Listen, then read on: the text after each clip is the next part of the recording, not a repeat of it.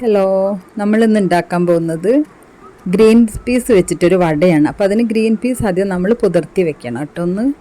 ഒരു 5-6 മണിക്കൂർ കുതിരാൻ വെക്കണം. അത് കഴിഞ്ഞ് അതിലേക്ക് പിന്നെ വേണ്ട സാധനങ്ങൾ ചെറിയ ഉള്ളി, ഒരു 5-8 ചെറിയ ഉള്ളി, 2 വറ്റൽമുളക്, ഒരു പച്ചമുളക്, എരിവിനനുസരിച്ച് ചേർക്കാം കേട്ടോ. പച്ചമുളക് ആവശ്യമുണ്ടെങ്കിൽ കുറച്ചുകൂടിയൊക്കെ ചേർത്ത് കൊടുക്കുക. ഉപ്പും ചേർത്ത് നന്നായിട്ടൊന്ന് മിക്സിയിൽ അരച്ചെടുക്കുക.